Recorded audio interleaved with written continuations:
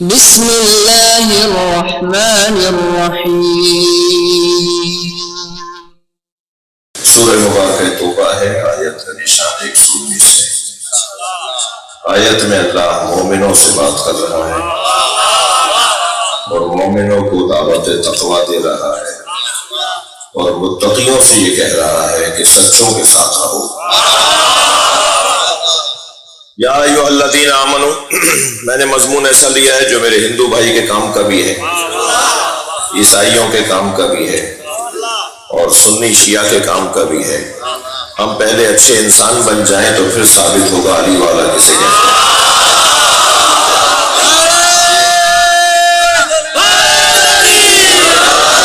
میرے مولا علی جب مالک ایسٹر کو گورنر مصر بنا رہے تھے، مصر کا گورنر بنا کر بھیج رہے تھے، تو مولا نے اپنے خط میں جو مالک کو لکھ کر دیا کہ تمہیں وہاں کرنا کیا ہے، اس میں فرمایا مالک میں تمہیں جہاں گورنر بنا کر بھیج رہا ہوں وہاں تمہارے دو طرح کے بھائی ہیں، اما اخ لک فی الدین، یا تمہارے دین میں تمہارا بھائی ہے، اور نذیر لک فی الخلق، یا انسان ہونے میں تمہارا بھائی ہے۔ تو ہمارے ہر محلے میں دو بھائی رہتے ہیں، ایک بھائی ہمارا دینی بھائی ہے، سنی کو سنی سے پیار ہے، یہ فطرت ہے، شیعہ کو شیعہ سے پیار ہے، یہ فطرت ہے جی، عیسائی کو عیسائی سے پیار ہوگا، یہ اس کی فطرت ہے، ہندو ہندو سے پیار کرے گا، یہ اس کی فطرت ہے، اس سے آپ ہاتھ نہیں اٹھوا سکتے۔ ہمیں وہ کام ہی نہیں کرنا چاہیے جو ہو نہیں سکتا، اس کام پر محنت ہی نہیں کرنی چاہیے، کوشش ہی نہیں کرنی چاہیے جو ہو نہیں سکتا۔ سارے دنیا کے سنی مل کے شیعوں کو ختم نہیں کر سکتے،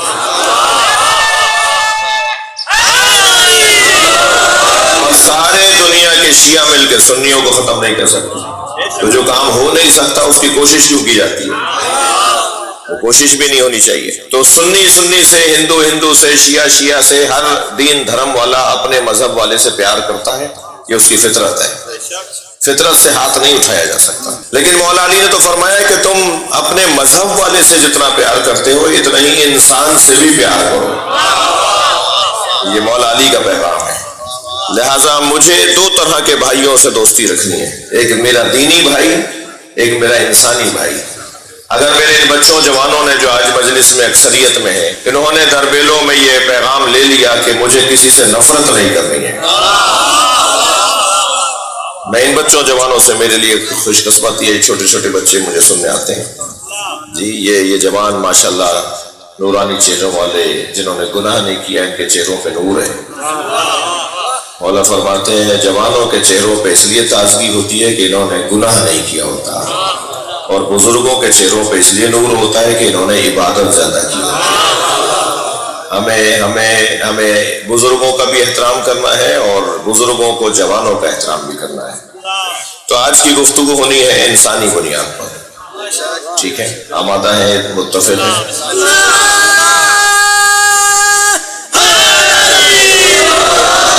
ارشاد ہو رہا ہے یا ایھا الذین آمنو، اے صاحبان ایمان، اتقوا اللہ، تقوی پروردگار اختیار کرو۔ ہم سب فطرتاً، ہم سب فطری طور پر متقی ہیں۔ ہمارا یہ بچہ ہر ایک سے لے کر نہیں کھاتا، ہر ایک کی گود میں نہیں جاتا، ہر ایک کے گھر میں نہیں جاتا، ہر ایک کی بات نہیں مانتا۔ یہ جو اس کی زندگی میں نہیں کرنا نہیں کرنا نہیں کرتا پایا جاتا ہے، اسی کو تقویٰ کہتے ہیں۔ یہی پرہیز اگر اللہ کی خاطر ہو جائے تو پھر یہ شہباز قلندر بھی بن جاتا ہے، پھر یہ شاہ لطیف کا مرید بھی بن جاتا ہے، پھر یہ معاشرے کے اندر ولایتیں دکھاتا ہے، پھر یہ معاشرے میں کرامتیں دکھاتا ہے۔ یہ اللہ کی خاطر اگر کام کرنے لگے تو پھر اس کو اللہ ولایت عطا کرتا ہے۔ ہمارے سارے کاموں پر اپنے رب کا حاکمیت ہونی چاہیے۔ اے صاحبان ایمان، اتقوا اللہ، تقوی پروردگار اختیار کرو، وکونوا مع الصادقین، اور سچوں کے ساتھ ہو جاؤ۔ اللہ ہم سب مسلمانوں کو سچوں کے ساتھ دیکھنا چاہتا ہے، سچوں کے ساتھ دیکھنا چاہتا ہے۔ سچا ہے کون؟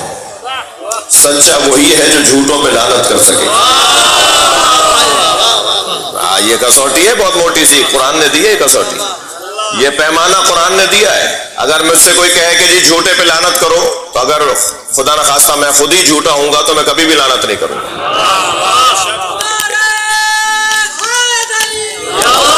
اس اس لیے کہ وہ لعنت تو پلٹ کر میرے اوپر بھی آ جائے گی نا. اس لیے کبھی بھی جھوٹے پہ لعنت نہیں کرتا.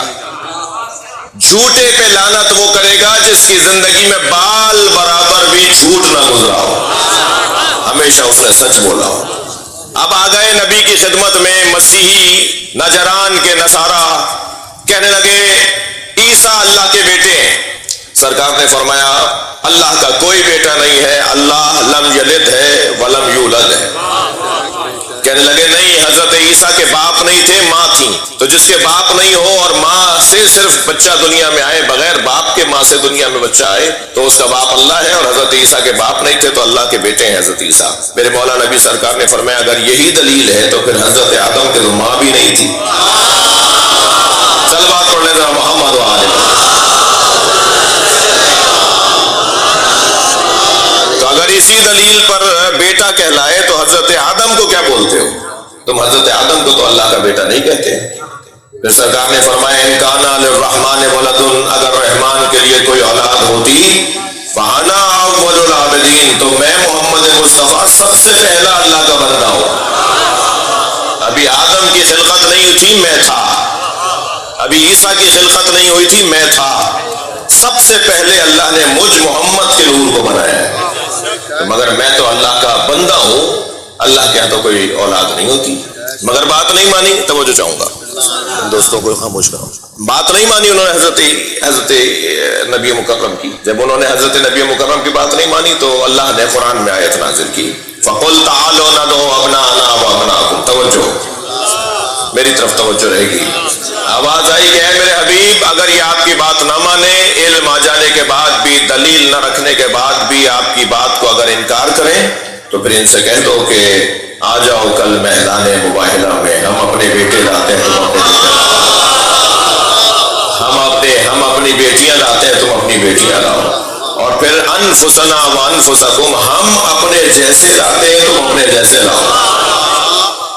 اب میدان مباہلہ سجا ہوا ہے, وہاں سے عیسائی آ رہے ہیں, مسیحی آئے ہیں. یہ قرآن کا پورا سورہ ہے اور اس کے اندر یہ پورا واقعہ ہے جسے آیا ہے مباہلہ, اور جسے میدان مباہلہ اور واقعہ مباہلہ کہتے ہیں.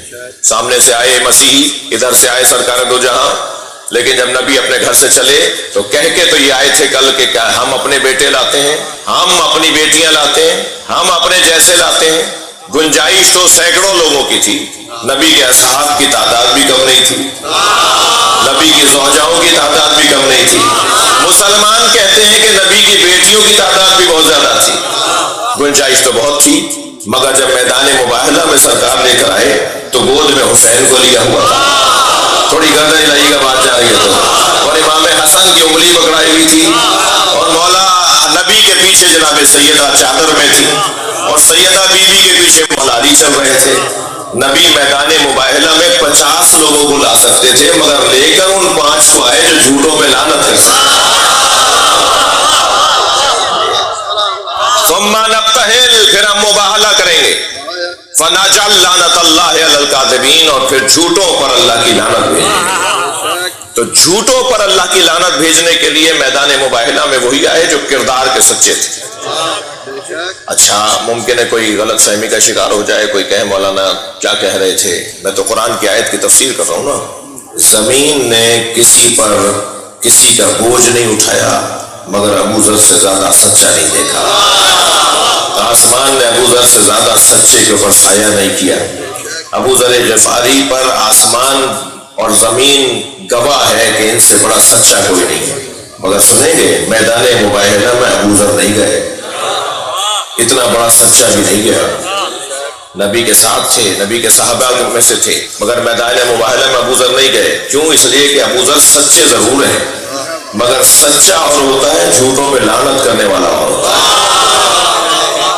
جی, اتنے معیاری لوگوں کو مانتے ہیں آپ. میں اپنے مضمون کو اب مرتب کر چکا ہوں, میں شیعہ سنی سے مخاطب ہوں. آپ اتنے معیاری لوگوں کو مانتے ہیں. میں کہتا ہوں ہمیں اگر ہم پرواز کریں نا, ہم اڑنے لگے نا اس خوشی میں کہ ہم علی کو مانتے ہیں, ہم امام حسن کو مانتے ہیں, ہم امام حسین کو مانتے ہیں. ساری دنیا کی نعمتیں ایک طرف, پنجتن کی محبت ایک طرف. یہ اتنی بڑی نعمت ہے اللہ کی ہمارے پاس.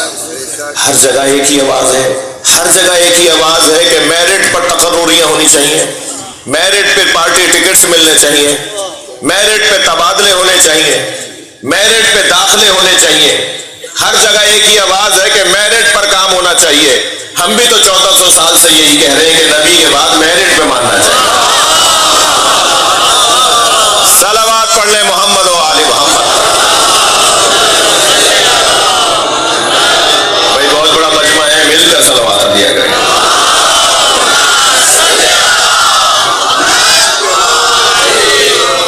اب میں نے اپنی بات مکمل کی۔ وہ میرٹ کیا ہے جس کی بنیاد پر آپ علی کو پہلا کہتے ہیں؟ جی مجھے اس ملنگ سے بھائی بہت پیار ہے جو ڈنڈا ہاتھ میں اٹھا کر، کنٹھے گلابے گلے میں ڈال کر، چٹیا بندے چھوڑ کر بازاروں اور کوچوں میں آواز لگاتا ہے علی کا پہلا نمبر۔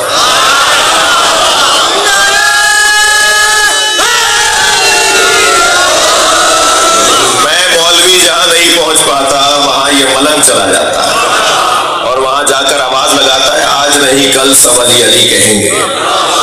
یقین جانیے یہ سچ کہہ رہا ہے کہ آج نہیں کل سب علی علی کہیں گے۔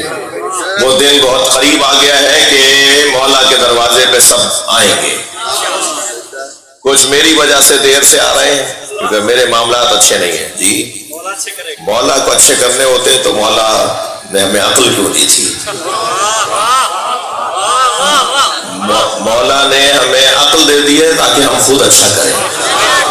ٹھیک ہے، مولا پہ چھوڑ دو گے تو پھر نماز بھی نہیں پڑھنی چاہیے، روزہ بھی نہیں رکھنا چاہیے، پھر کوئی نیکی کا کام نہیں کرنا چاہیے۔ مولا پہ نہیں چھوڑنا۔ مولا نے ہمیں رہنمائی کر دی ہے کہ سچ بولو، جھوٹ نہ بولو، حق بولو، غلط بات نہ کرو۔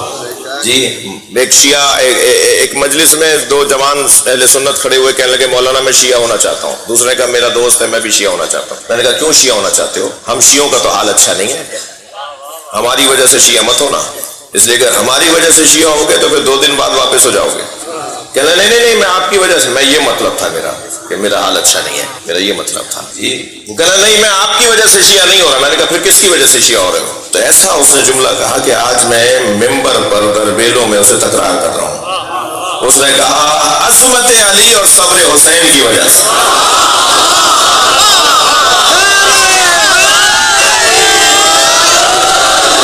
مولا علی کی عظمت ہے جو لوگوں کو اس دروازے پر لا رہی ہے، حسین مولا کا صبر ہے جو لوگوں کو اس دروازے پہ لائے گا، ورنہ میرا حال تو اچھا نہیں ہے۔